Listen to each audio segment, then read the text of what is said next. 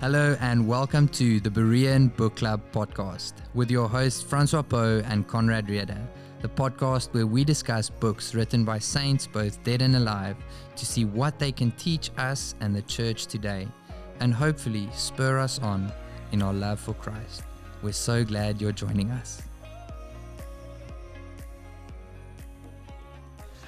Hello and welcome to season 2 of the Berean Bookclub podcast. It's a new year. It's a new studio. Yeah. There's a camera now. Ons is hier. We're so pumped for the year ahead and all the books that we're going to be reading and discussing with you guys. We can't wait to hear your input. Today we are, what a book to start off with. There's so much to talk about. We're going to be talking about Strange New World by Carl Trueman. An awesome book to understand our time. So this year we're going to be doing stuff a little bit differently here at the Berean Bookclub. Instead of all the chit chat that me and Conrad had, where you guys, all you laughed at us for being clowns, that's going to change. We're just going to jump into the book. We're going to talk about the stuff that really matters, what we are learning from the book, and how it should influence us or can influence us to better equip the church. So with that, I think we should get straight on to this first book. Yep. Strange New World by Carl Trueman was really written for the sake of helping Christians understand the times that we are living in, right? And so I think Trueman got a little bit angry at the Christians around him as they engaged in cultural debates. Just going back to the sexual revolution being the start of all the problems. And so the normal critique of the world, at least in the West or in America, is, the sexual revolution is where all the issues are. And if we just go back before the sexual revolution, everything will be okay. And what Trueman does is he actually tries, in the short little book that he wrote, is to give us the intellectual history of how we have come to understand who we are as humans. The modern triumph of the self was his previous book that he just condensed for us in this small little book, Strange New World. And so that's really his purpose, is to give us the intellectual history and comment on some of the technology and all the stuff that has played its part, to get to the place where we understand who we are now. And so, what do you think about the book? It's perhaps worth saying before we get going that what he's trying to do is not give any answers to the problem, to put it that way. What he wants for his readers is to understand the world in which we live in before we're able to engage with the world in which we live in. And I think he says as much in his preface or in his introduction. So he's just kind of like coloring in the picture so that we understand the world that we live in, and after the fact we're able to engage better. But he never really goes there. We'll maybe have one or two of those conversations on how we think this may impact how we engage as a church with the world that we live in. But for the most part, he's doing that. He's tracking a history, and we'll be chatting about that most of today. And I think what's really helpful about this book for us as Christians is the way in which he humbly does so, recognizing that any history that you give, especially if it's over a period of, say, 200-300 years, there are going to be figures that people think are more influential that could play a part. So he recognizes that it's a complex convolution of various thinkers and technologies and social factors that all come together to understanding the modern self.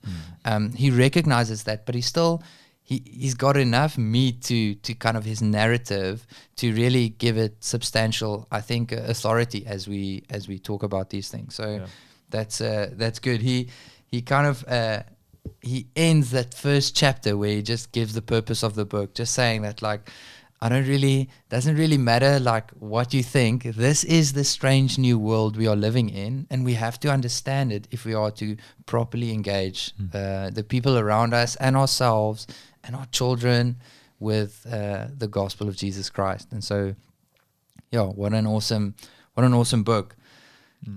Let's quickly move on then to kind of his general narrative of what's the story of the book. So the story of the rise and triumph of the modern self happens really in three phases. Well, this is how he argues it. First of all, he argues for the psychologizing of the self.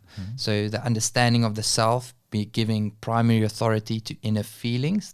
The inner being, the inner thinking mind is what gives you your identity. He then moves on to show that after the psychologizing of the self, that the next step in this narrative is the sexualizing of psychology, and how we understand psychology primarily in sexual categories, and how that plays an important part. And then the third part is then the politicization of sex. So that's the three movements that happen. First, it's a move inward to the psychological kind of world of understanding ourselves. That psychological world is then sexualized, giving primary authority to our sexual desires.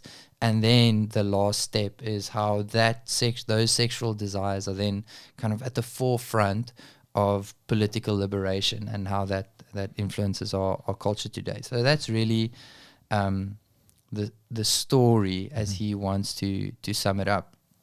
And the first two thinkers that he deals with the kind of the psychologizing of the self is René Descartes. And Descartes, he's the famous philosopher for a bunch of other things, but he also he made the statement, "I think, therefore I am." And Trueman argues that here Descartes gives us the first formulation of this dualism between the body and the mind, and he gives primary authority to the mind. The place where authority lies is in the assurance comes from the thinking. And so the movement is the separation between the body and the mind, and that the mind is the one that primarily gives us authority. And so Descartes could never imagine the world we live in now, but just conceptually he lays the framework for that.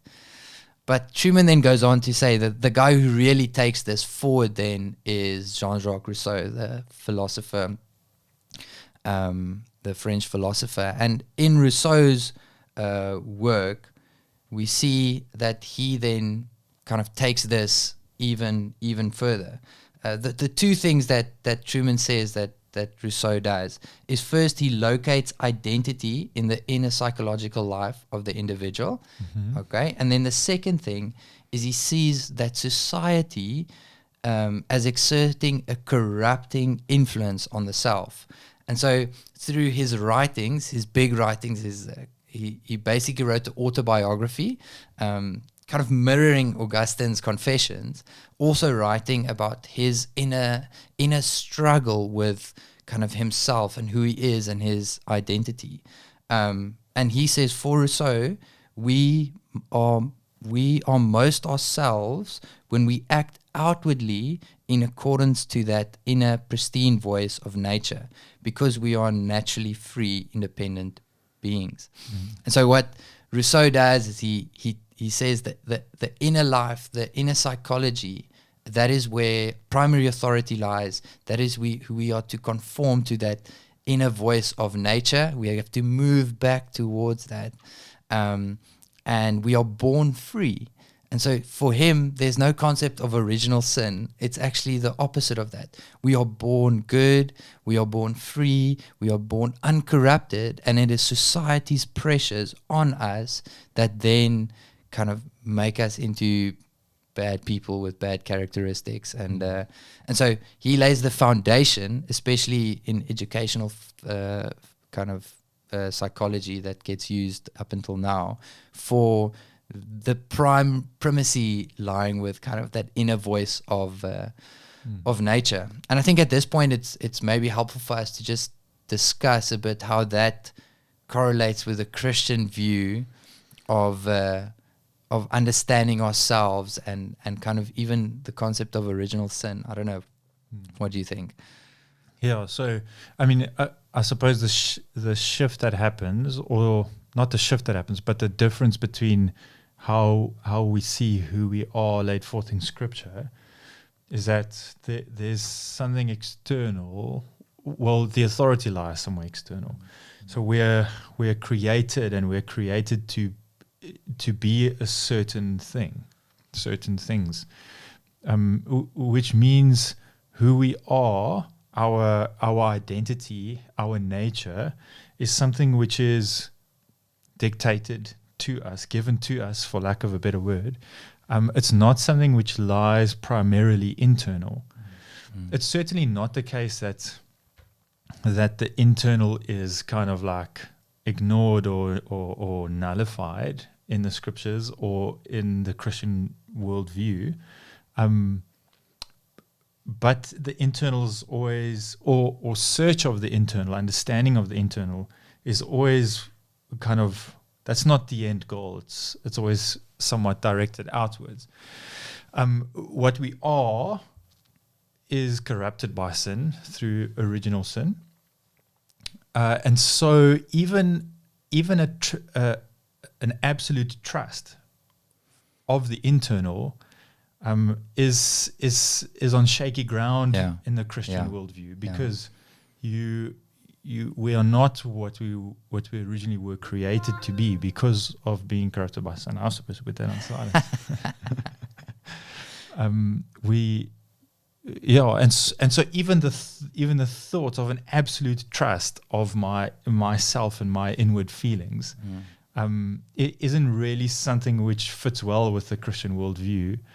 Because who we are is corrupted. Yeah. I think Trueman deals with that pretty well, because he mentions, first of all, like, okay, creature created distinction. In the Christian worldview, that's there. It's actually important. We have been made by a creator. We belong to God as humans. And so he has created us to flourish, and that will look a certain way. And that is how he's designed human nature. And so the primary thing for us to do as creatures is always to submit under the Creator's guidelines. That's how a nail is designed to do a specific thing, and should be used in a specific way. He makes the example of a fish out of water. It's like a fish is free to be out of water, but he's not going to flourish out of water. And the one who really understands it is ultimately the Creator, which I thought was really helpful. But he also then like critiques Rousseau and says it's an absurd statement to make that humans are born free, because humans are almost from all the animals, even the most dependent on other people's help to survive. Humans are at every point, they need their mother's milk, they need care and love and attention. If you just leave a baby, they'll die. And so the concept of being so free and society is crippling. Trueman critiques that as that even the statement like that is crazy in and of itself. And so he kind of says, even though like a statement like that really doesn't make logically sense, it does have that idea has had like a huge influence in the culture. And that's why I think something that we ask ourselves, if we ask ourselves, what does the culture think? What is the average person around us? How do they understand themselves? How do they intuitively make judgments on things? What Rousseau is saying is something I've heard over and over again. This concept of nature being this pure thing, and we must return to nature, and kind of society is just like society's bad, and we just need to be pure. We need to move back to a purer sense of kind of being close to nature and all that stuff. And while there's some truth in some of what he's saying, I think there we see how Rousseau's influence is all around us. The statement that he makes that I read now let me just get it there, where he says we are most ourselves when we act outwardly in accordance with that inner pristine voice of nature.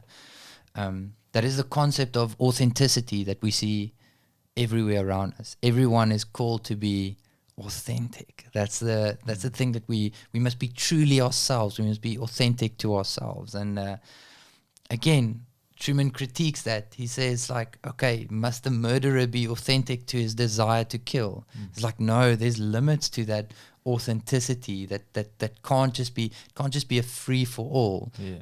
But at least for Rousseau and the Romantics that he talks about afterwards, there was such a thing as human nature that did guide kind of basic morality, something that they all shared, empathy and sympathy, just because we are humans for one another. And that's where they would base their kind of moral judgments as to like what is helpful or not. But the next guys in the story that Trueman then speaks about is Nietzsche and Marx, and then he speaks about Oscar Wilde as being like the typical kind of Uberman that Nietzsche talks about of the age.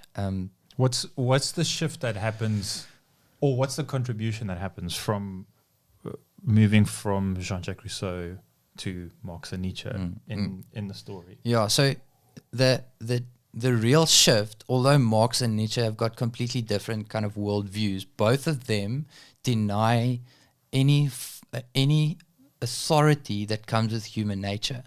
They claim that is kind of like that morality that we derive from human nature is made up. For Nietzsche, this is like the inner psychology just to survive, because if God is dead, then who are we? What are we going to do? It's a bit like nihilism.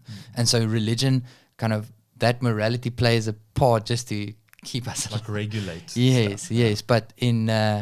But for Marx, again, morality is not linked to anything to do with human nature. He's got a materialistic worldview, but for him it has to do with the oppression. So the oppressed oppress the what do you call it?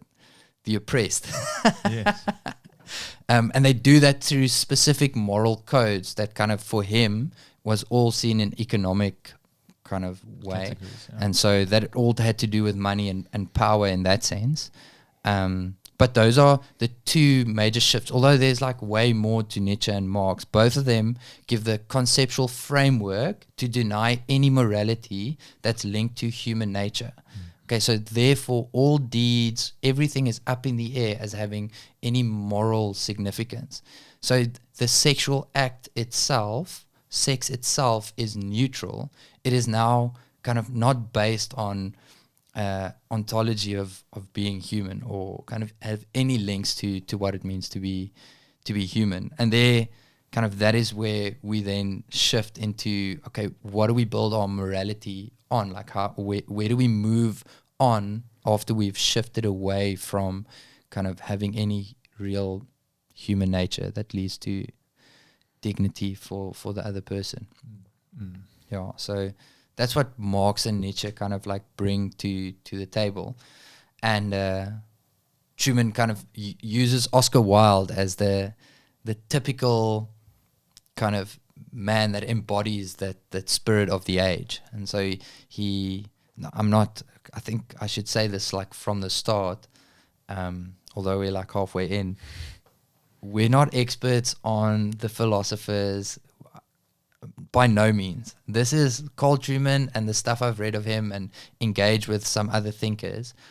We're just gleaning from them and relaying kind of what we've learned. And so we by no means like understand everything they say, but it has been helpful for us in understanding our times. And so we share that with you, and you can make of it what you want. But I do think he gives a compelling case.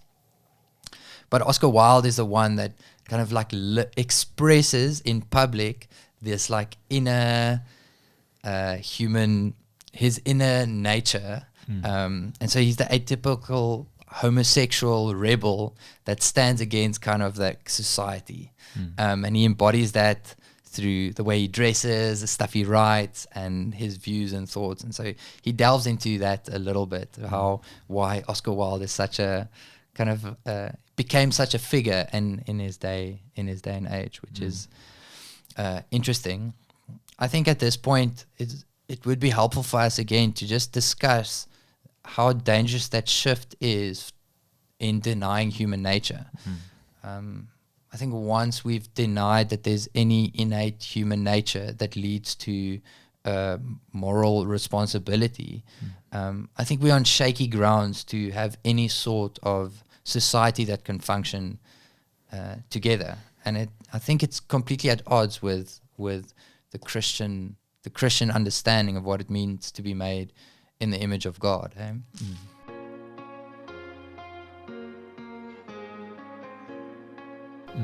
Yeah, so I mean, if we had to kind of like just step back and summarize a little bit where we are up until this point, off the back of some of these guys, you end up with a world where there's almost a question mark drawn over morality entirely. How do we know what's right or what's wrong? Where do we get that from? That's all. It's all ambiguous. It's moved. It's at this point at least moved entirely away from external sources of authority telling us this is right, this is wrong. There's no nature built into the way in which the world functions. There's no external authority, God telling us how to live. All of the morality that we've seen in the world up until this point, Marx, Nietzsche would say these are constructs. They're social constructs, and they're constructs to achieve a certain purpose, right? For Marx, it's to keep the rich people rich and the poor people poor. For Nietzsche, I'm not sure. You know a little bit better. Yeah, the way I understood it for Nietzsche, it was just to cope with the nihilism that leads from God being dead. Right. Right. But it's man-made at the end of the day. Yes. And so you do end up at a point where morality in and of itself is question marked. This isn't a thing. Yes. No one tells us. And this perhaps moves us to conclude the first part of the argument, where who I am.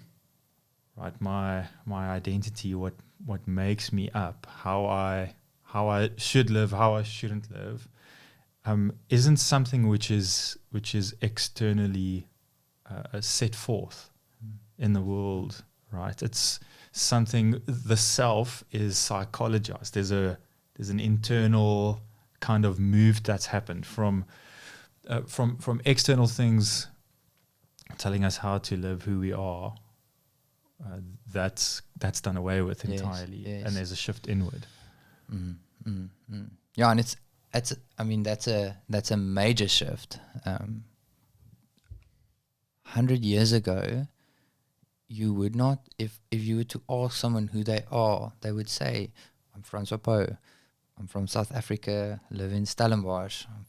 This is my family. This is the work that I do." Where external kind of markers gave us our identity, and you could know not everything about me. And I think that's something that's helpful with the turn inward, to recognize that I am not my external situation. Like, what comes externally does not make me. I still bear like internal responsibility, and I have to engage with the world out there and my inner being.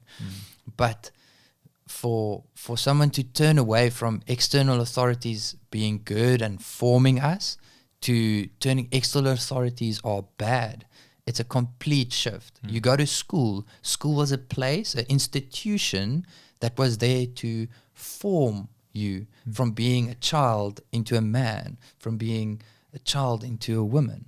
And there's certain behaviors and characteristics that the school wanted to form in you through this educational process. Now that is flipped. The institution is not a place that now forms you. That institution now becomes a place where you perform. The purpose for the institution is to give you a place to express yourself. And so that's a complete shift in how we engage with the world around us. And that's why we can see such an erosion of external sources of authority that he deals with. And so he speaks about how the state or the nation state and how we understand that has completely weakened and changed. The church as an authority has changed. And what's the third one?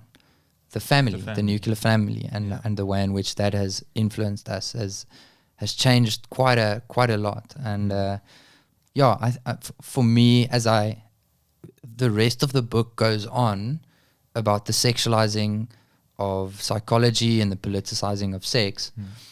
But I think this is the you don't have to agree with the rest of the book, at least to acknowledge that what we see around us is expressive individualism that's expressed by Charles Taylor, which Trueman relies on heavily here. And that's what we see all around us. It's what we see in ourselves. Yeah. So I mean, this is the first time now that we've mentioned the phrase expressive individualism.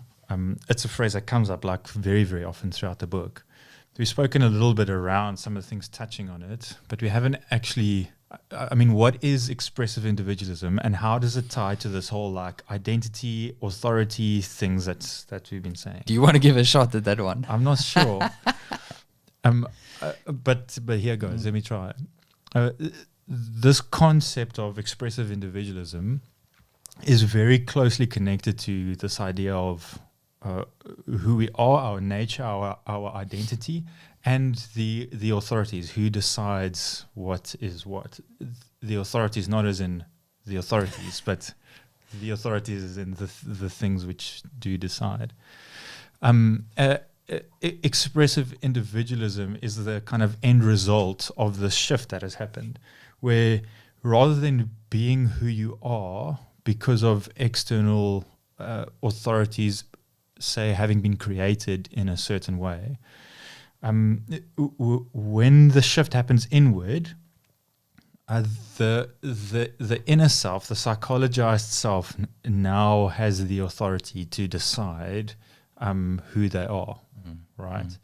And the way in which that comes about is through authentic inward expression. Yeah. So when inner feelings and desires are given primacy, then I am primarily those inward thoughts and feelings and desires, and therefore who I am is entirely dependent on me expressing what I'm feeling inside outward. And so this idea of expressive individualism is that idea of the individual self making itself, expressing itself to be who it feels it is. I think that's a very adequate explanation of expressive individualism. Yeah, it's a term that's used to kind of summarize all these things that have come before from Rousseau and Marx and Nietzsche, everything together, to say this is the intuitions that the everyday person has. If you were to ask someone what is your worldview, they'd give you all the fluff, but if you pull it out, you'll get expressive individualism most of the time, where I am the one that's responsible for expressing my inner identity that I have, and everyone else should actually conform to that. Otherwise, you're denying my identity, which is what we're going to move on.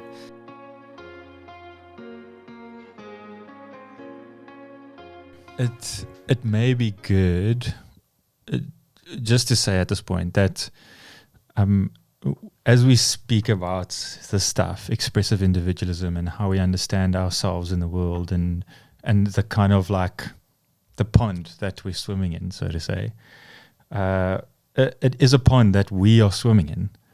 We don't speak about it as these people who think this way and they're crazy for thinking this way. As we've been talking about these things and reading this book for quite some time, something that has become clear is how much I am like this and how much I think like this. as a Christian, I certainly believe that God created me, created mankind to be a certain way, and He created the world to function in a certain way. And I certainly believe that I'm fallen because of sin, and I certainly trust Christ through His Spirit to continue to sanctify and renew me. But I feel this tension of me thinking this way, that I am my inner thoughts and feelings only or primarily, and that me expressing that is who I am. And so all I want to say is that as we speak about these things, we're by no means kind of speaking about them, looking down on the world and going like, these crazy people for thinking this way. We ironically are looking inward and going like, wow, this book is explaining us. For sure. That's been a challenge. If you were a fly on the wall, like listening to our conversations, that's what you would hear so often. Me and Conrad get together and we're like, this is so true of us. We're like, this is me. And that's helpful, right? With any sin, with any wrong way of thinking, the first place to start is to acknowledge that, hey, this is what I struggle with. I do think like this. I do want to be my God, my own God, and make decisions for myself. I don't want to conform to kind of the way in which God wants me to live. I want to internally understand what God has to say, and then I want to psychologically be happy with it, and then I'll obey. But it's a good place to start. And again, Trueman does that. That's like the first thing he says. Like, the first thing we do is to recognize that we're complicit in this strange new world. But one of the things that I just think is like super helpful is, this is why it's so difficult for these intergenerational kind of discipleship to happen in the church, because not everyone thinks the same way. My dad, for instance, this does not describe my dad very well, but it describes me very well.